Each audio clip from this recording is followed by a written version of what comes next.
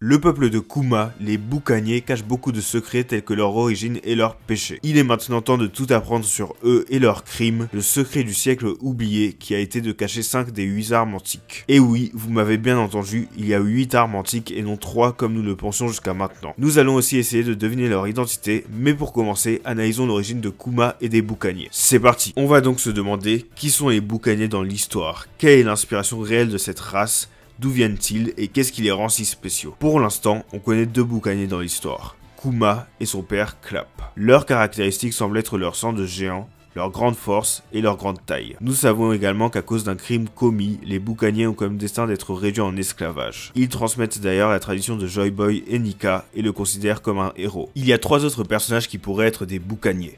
Le premier est Barbe Blanche. Comme Kuma, il est fort et énorme.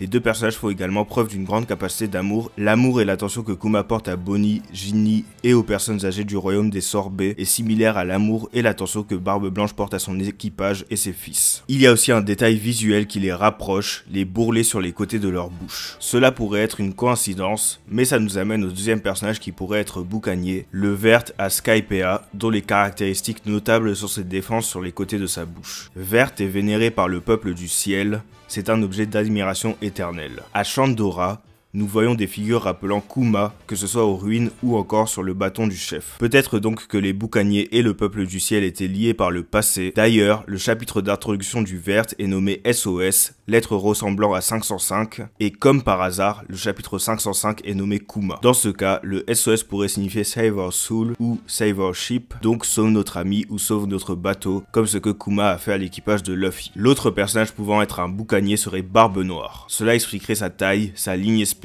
et son inspiration, le livre Barbe Noire Boucanier. Et pour retourner sur Kuma, Barbe Blanche et Verte, ils partagent tous cette pose de câlin, surtout Kuma et Verte. Outre les boucaniers de la vie réelle qui étaient des pirates, quelle est l'inspiration réelle de cette race? Pour comprendre cela, examinons un jeu de mots lié à boucanier, Bakanyan en japonais. Bakan signifie chapeau de paille et Nyai signifie qui vous va bien. Si l'on combine les 2 mots, Bakan plus Nyai donne un chapeau de paille vous va bien. Et au Japon, un personnage célèbre porte souvent un chapeau de paille, les statues de Jizo. Dans One Piece, nous les avons vus au chapitre 1009 où Oda dépeint une histoire liée au Jizo. Pour qu'il n'ait pas froid, les voyageurs mettent des vêtements et des chapeaux sur ces statues. Celle-ci rappelle d'ailleurs celle de Verte à Skypea. Les Jizo sont les protecteurs des âmes des enfants et des âmes qui souffrent après la mort. On dit qu'ils s'occupent des enfants au nom de leurs parents, un peu comme Kuma et Barbe Blanche. Ils sont aussi connus sous le nom d'arracheurs d'épines. Les gens croient qu'ils peuvent supprimer la douleur tout comme Kuma. Mais laissons de côté le lien avec Jizo et passons à la question suivante. D'où viennent les boucaniers? Et s'ils n'étaient pas une race naturelle? Et s'ils avaient été créés par l'homme? Les boucaniers pourraient être le résultat d'expériences de gigantification menées avant le siècle oublié. Par conséquent, ils ont sûrement quelque chose de plus que le sang des géants. Ils ont probablement un cœur de géant. Les boucaniers étaient sûrement des humains de taille normale qui ont reçu le cœur et le sang des géants. Pour s'adapter au cœur transplanté, ils se sont transformés. Ils ont grandi en taille et ont acquis une super force. Le cœur est d'ailleurs mentionné plusieurs fois en même temps que Kuma et Barbe Blanche. En japonais, il existe 2 mots pour désigner le cœur. Shinzo, le cœur au sens propre, et Kokoro, un mot métaphorique qui réunit les notions de cœur, d'esprit et d'âme. Les boucaniers ont un grand cœur dans les 2 sens du terme, Shinzo et Kokoro. Dans le chapitre 603, nous apprenons que c'est Kuma qui a protégé le Sunny. Celui-ci se nomme Kokoro no Tometeoke, en français, garde ça dans ton cœur. Et dans le chapitre 563, Barbe Blanche qui vient d'être poignardée par Squard lui pardonne sa trahison. Barbe Blanche dit qu'il n'est qu'un homme avec un cœur et déclare qu'il aime tous ses enfants. Le titre du chapitre, Shinzo Hitotsu Ningen Hitori. En français, un homme, un cœur. Mais regardez maintenant cette page de la BD Pirates des Caraïbes. Cette page a très probablement énormément inspiré Oda pour la race des boucaniers, car uniquement avec cette case, on peut comprendre toute leur histoire. Il y est dit que le cœur des boucaniers possède l'esprit des plus grands corsaires des Caraïbes et donc de la piraterie, ce qui fait directement penser aux géants Dory et Brogy, surtout dans les derniers chapitres. Ensuite, on voit aussi sur cette page qu'ils attendent un grand pirate qui va les libérer, ce qui fait directement allusion à Nika, le guerrier légendaire de la libération qui a libéré les boucaniers. Ensuite, parmi ces boucaniers, on compte Edward de Teach, qui est un mélange entre Edward de Newgate, Barbe Blanche, et Marshall D. Teach, Barbe Noire, nom qui est d'ailleurs répété juste après, ainsi que Bartholomew Roberts, qui fait directement penser à Bartholomew Kuma. On a donc à travers cette page toute l'histoire des boucaniers, leur cœur de géant, leur libération par le guerrier Nika, ainsi que leur peuple qui est constitué de Barbe Noire, Barbe Blanche et Bartholomew Kuma. Il est possible que le cœur géant des boucaniers fasse plus que les rendre forts. C'est quelque chose supérieur à la science. Ce qu'ils ont gagné, c'est la capacité de se battre pour leurs rêves, même après la mort. Et donc, même si un boucanier meurt, sa volonté et son rêve se poursuivent,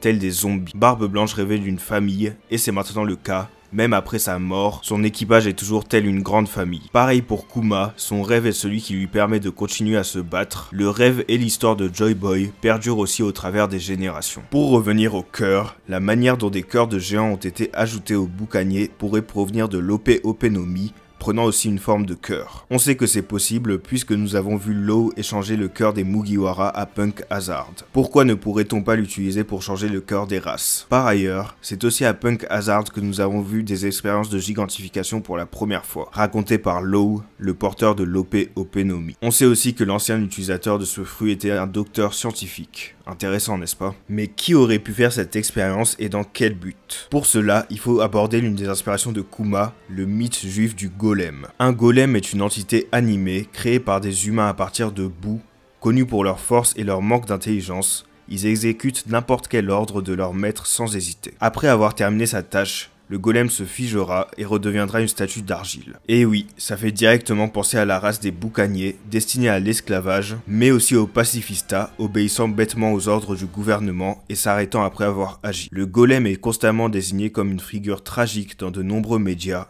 ni vivant, ni mort, ni bon, ni mauvais, il est condamné à servir d'outil au désir d'autrui. Son absence d'âme et son obéissance aveugle à ses maîtres en font une triste image du désespoir. Les similitudes entre Kuma et le golem sont la clé pour mieux comprendre les boucaniers. Kuma, un être sans âme ni esprit, incapable de se déplacer sans avoir reçu d'ordre, a pu sauver Bonnie, mais s'est figé après avoir atteint son objectif. Mais maintenant vous allez me dire que les boucaniers ne ressemblent pas tant que ça aux golems, puisqu'ils sont finalement libres, comme on peut le voir avec Kuma qui a rejoint l'armée révolutionnaire et qui a réussi à sauver Bonnie. Mais c'est là qu'intervient Joy Boy, Nika, le guerrier de la libération qui les a sauvés. C'est par Joy Boy, celui qui apporte la joie et le rire, que les boucaniers se sont libérés et ont gagné un esprit. Et ça explique donc le fait qu'ils soient vénérés à travers cette population. Nika a donné aux boucaniers la volonté de réaliser leurs rêves, même lorsqu'ils ont ni âme ni conscience, comme on peut le voir avec Kuma, qui souhaitait sauver Bonnie et devenir un héros, et qui l'a fait alors qu'il n'a plus aucune âme et plus aucune conscience. Fonctionner et suivre leur propre volonté,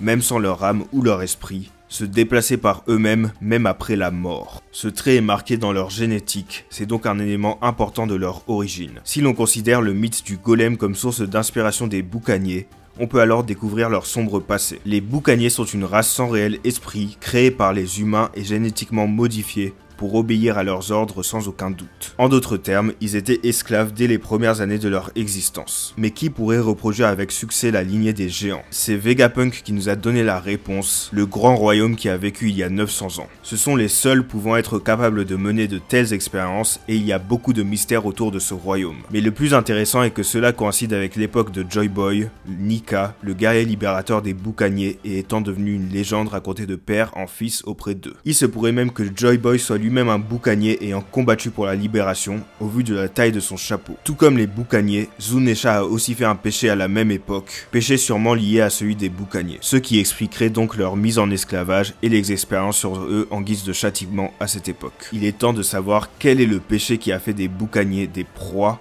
des esclaves et des rats de laboratoire. Je vais vous expliquer pourquoi le péché des boucaniers est celui d'avoir fait disparaître 5 des 8 armes antiques originelles, en les effaçant de la mémoire de tous, sauf peut-être de Zunesha, complice, expliquant donc son péché et faisant allusion à l'expression avoir une mémoire d'éléphant. Parlons maintenant du péché des boucaniers lié aux 8 armes antiques. Tout d'abord, on sait que les 5 doyens portent des noms de planètes qui sont aussi des dieux romains, tout comme les armes antiques Uranus, Poséidon et donc Neptune, et Pluton. Leur existence est entourée non seulement de mystères, mais aussi de mensonges. Robin a menti sur ce que disait le poneglyphe d'Alabasta, Iceberg a menti sur l'identité du détenteur du plan, et Shirahoshi ne sait même pas qu'elle est une arme antique. Et si le nombre d'armes antiques était lui aussi un mensonge? Et s'il y en avait 5 autres qui ont été perdues et 5 doyens ont pris leur nom? Il y avait donc 8 armes antiques et elles servaient d'autorité dans le monde avant le siècle oublié. Et regardez maintenant ce symbole. Il ne vous dit rien? C'est le même soleil que l'on retrouve sur les drapeaux d'Alabasta, sur les armoires du clan Kozuki et même à Skypiea. Plus récemment, nous avons vu ce soleil à l'église des Boucaniers. Et comme par hasard, ce symbole ressemble à celui de Kuma et donc possiblement celui des Boucaniers. On voit celui-ci sur Kuma lui-même et sur la pièce d'Eged où se trouvent ses souvenirs. Et on retrouve aussi mystérieusement ce symbole sur les ruines que Jinbei a trouvées, qui pourrait être une maison de Boucaniers. Le péché de la race des Boucaniers serait donc le suivant. Ils ont caché 5 des 8 armes antiques, et c'est ce que représente leur symbole. C'est le même soleil qui a été vu à Alabasta, à Wano, à Skypiea et dans leur église, mais 5 des 8 cercles ont été enlevés. Au cours du siècle oublié,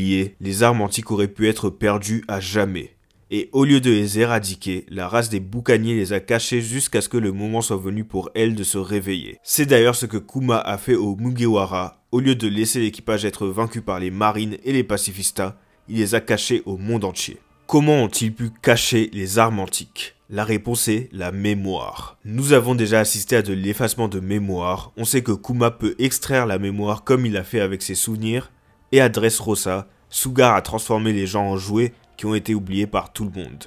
D'ailleurs, Sugar a des oreilles d'ours tout comme Kuma. Dans cette chanson chantée par Luffy, il dit « Ma tête est vide, je suis un idiot ». Idiot se dit baka en japonais, écrit de la même manière que boucanier. On peut donc faire l'analogie en appelant les boucaniers ceux qui peuvent nous vider la tête. En réalité, les 5 autres armes antiques n'ont pas été effacées, juste oubliées, et cela constitue le péché des boucaniers. Peut-être que cela fera partie du message de Vegapunk qui sera écouté dans le monde entier, le secret du siècle oublié. Cela peut aussi être gardé secret pour l'instant jusqu'à une révélation sur Kuma, mais Vegapunk pourrait avoir accès à l'information par la mémoire de Kuma, un boucanier. L'identité des 5 autres armes antiques pourra donc être très bientôt révélée au monde entier, Jupiter, Mercure, Vénus, Mars et Saturne. Mais quelle peut bien être l'identité de ces 5 armes antiques? Je vais essayer de répondre à cela et commençons avec Mercure. En japonais, Mercure se dit Merkuli et Kuli signifie châtaigne. Il y a donc probablement un lien entre cette arme antique et les châtaignes que l'on voit sur la tête de Norland, de Cricket, mais aussi d'Usopp qui est très lié aux géants. Sur l'une des îles Koden à visiter, il y a aussi des toits en forme de châtaigne. Sur le bâtiment, nous voyons le mot Yari. En japonais, Yari signifie lance. Cela est similaire à la silhouette de Nika qui porte une lance en forme de châtaigne. Comme vous le savez, Mercure, en plus d'être une planète, est aussi un dieu romain. Et l'équivalent nordique de Mercure est Odin qui manie la lance Gungnir. Nous avons déjà vu des références au Gungnir à plusieurs reprises dans One Piece. On sait que c'est une lance surpuissante du siècle oublié, et elle est donc possiblement l'incarnation de l'arme antique Mercure. Passons maintenant à Vénus, même si cette fois-ci, il y a beaucoup moins d'arguments permettant d'identifier l'origine de son arme antique. On sait seulement que Vénus est la déesse de l'amour et de la beauté, autrement nommée Aphrodite. En utilisant un jeu de mots comme avec Mercure, on remarque que le afro dans Aphrodite s'écrit de la même manière qu'un afro en japonais. Les afros sont la coiffure de certains personnages clés du manga comme Sengoku, Brook ou encore Barbe Noire. Au-delà de cela, on ne sait rien d'autre sur l'identité de l'arme antique. Peut-être est-ce le Yami Yami no Mi de Barbe Noire, cela ferait contraste avec l'amour et la beauté d'Aphrodite, mais ça reste quand même très peu probable. Ensuite, l'arme antique de Mars est beaucoup plus convaincante. Elle pourrait être le fameux trésor de Marie-Joise. Je m'explique. Pour cela, je vais analyser l'étymologie des noms de Shanks et de Baggy, noms qui, tout comme ceux des frères Tom et Den, sont inspirés d'instruments. Commençons par Buggy dont le nom vient de Bugle, une sorte de trompette ayant parfois une balle en caoutchouc que l'on peut klaxonner, inspiration du nez en caoutchouc de Buggy. Le bugle est un instrument typiquement militaire. Il est surtout utilisé pendant le réveil à l'aube. L'orthographe de réveil rappelle la rêverie. Le mot réveil est certes français, mais il est utilisé comme tel dans toutes les langues pour le réveil des militaires. Et l'orthographe rappelle la rêverie, surtout en japonais où cela se dit réveille. Rêverie qui, je le rappelle, se tient à Marie-Joise tous les 4 ans. Mais maintenant, que peut bien faire cet instrument à vent? Pour cela, tournons-nous vers les cartes de tarot dont Oda s'est inspiré plusieurs fois. La carte 20 du tarot est le jugement. Cette carte représente un être ailé soufflant dans une trompette. Le peuple répond à son appel, prêt à être jugé. Avec l'aide de Shanks, Buggy pourrait peut-être s'emparer du trésor de Marie-Joise en devenant un messager de Dieu comme on peut le voir ici. Cela ferait aussi écho à cette scène où Buggy dit que si Luffy est le roi des pirates, alors lui il est un dieu, et en sachant que Luffy deviendra le roi des pirates, peut-être que ce trésor fera de Buggy un dieu. Le nom de Shanks lui provient de Shanka, un instrument coquillage, emblème sacré du dieu Vishnu et ayant aussi une connotation militaire. En effet, il servait autrefois à effrayer et faire fuir l'ennemi dans les batailles. Mais finalement, qu'est-ce qui connecte Buggy, Shanks, Marie-Joise et l'arme antique Mars? Premièrement, les noms de Buggy et Shanks sont liés à des événements militaires. Le premier, Buggy, est utilisé pour le réveil des soldats, symbolisant donc le début des guerres, et l'autre est utilisé pour faire fuir l'ennemi et donc arrêter les guerres. Cela pourrait être l'essence de l'arme antique Mars, une trompette coquillage dont le son permettrait de commencer ou terminer les guerres. Cela est relié à Mars car celui-ci est le dieu de la guerre. Et d'ailleurs, cela vous dit peut-être quelque chose, Shanks lui-même a arrêté la guerre de Marineford, guerre où Buggy se trouvait d'ailleurs. C'est donc sûrement un indice lié à l'arme antique, surtout que le nom de Shanks est inspiré d'un instrument qui arrête les guerres. Mais maintenant, voici la connexion de ces deux personnages avec Marie-Joise. On sait que l'incident de God Valley, où Xebec a attaqué des dragons célestes, a eu lieu il y a 38 ans. Shanks et Buggy sont tous deux nés il y a 39 ans. Il est possible que les deux pirates aient été trouvés lors de cet incident à 1 an, alors que leurs parents, des dragons célestes, ont été tués. Après cela, Roger les a recueillis et nommés en référence au trésor de Marie-Joise. Ça expliquerait aussi la relation entre Shanks et les 5 doyens. Mais bref, passons à la prochaine arme antique, Jupiter ou Zeus dans la mythologie grecque. L'arme antique Jupiter pourrait être le fruit Ito Itonomi modèle Nika de Luffy. Je m'explique. Bizarrement, Luffy a toujours été connecté à Jupiter. Tout d'abord, Jupiter est aussi nommé Jove, l'origine des mots joie et jovial donnant naissance à Joy Boy qui est Luffy. Ensuite, Jupiter est le roi des dieux et Luffy sera le roi des pirates. Jupiter est aussi le dieu du tonnerre et on voit Luffy lançant des tonnerres à l'image de Zeus. Continuons, Jupiter est associé aux aigles, tout comme Luffy par ses attaques Red Hawk signifiant faucon et Red Rock, le roc étant un aigle fabuleux du folklore perse et indien. La couleur symbolisant Jupiter est le blanc, tout comme Luffy lorsqu'il est éveillé. Donc voilà. J'espère vous avoir convaincu qu'en plus de représenter le dieu du soleil, le fruit de Luffy soit l'arme antique de Jupiter. Passons donc à la prochaine et dernière arme antique, Saturne. Pour Saturne, c'est un peu compliqué, mais voici ce que cela pourrait être. Lors de la bataille d'Onigashima, Zoro a fait face à la faucheuse, et depuis, on n'en a plus entendu parler. Cette faucheuse pourrait représenter le dieu Saturne, portant une faux, surtout que Saturne est le dieu du temps, donc forcément associé à la mort, car celle-ci vient avec le temps. Dans One Piece, Saturne est aussi associé à Satan, car le membre des 5 doyens portant ce nom s'écrit littéralement Satan en japonais. Saturne utilise aussi un pentagramme à plusieurs reprises, figure associée au diable. L'autre personnage associé à Satan est Zoro, qui se proclame roi des enfers, et qui utilise plusieurs attaques liées à cet enfer dans le manga, dont dans le dernier chapitre où sa technique Hahava Leopard Hunter est inspirée d'Ahava, l'un des 8 enfers froids du bouddhisme. On peut donc imaginer que l'arme antique Saturne pourrait être liée à Zoro et aux enfers, peut-être l'un de ses sabres actuels ou futurs. Voilà donc pour l'identité des 5 armes manquantes pour enfin former les 8 armes antiques, symbolisant les 8 planètes du système solaire sans compter notre Terre et en comptant donc Pluton. Parfois, Oda cache des choses à la vue de tous. Par exemple, en combinant les cartes de Jaya et de Skypiea, on obtient la carte de Jaya il y a 400 ans. En faisant de même avec le symbole des boucaniers et la main de la libération de Kuma, on obtient ce fameux soleil, symbole des 8 armes antiques. Maintenant que Nika, dieu du soleil et centre des 8 planètes représentant les 8 armes antiques s'est éveillé, c'est enfin le moment de dévoiler les 5 armes manquantes. Pour résumer, les 5 doyens ont pris le nom des dieux et des planètes des armes antiques cachées. Ces armes antiques ont été cachées par la race des boucaniers lors du siècle oublié, afin de les préserver jusqu'à ce que le moment soit venu. Et maintenant que Nika, dieu du soleil et porteur d'une des armes antiques s'est éveillé, Kuma, le dernier boucanier, va rappeler au monde entier les 5 armes antiques cachées pour inaugurer une nouvelle ère. Si ce rôle n'est pas celui de Kuma, il sera peut-être celui de Barbe Noire, possible autre boucanier lors d'un coup de théâtre.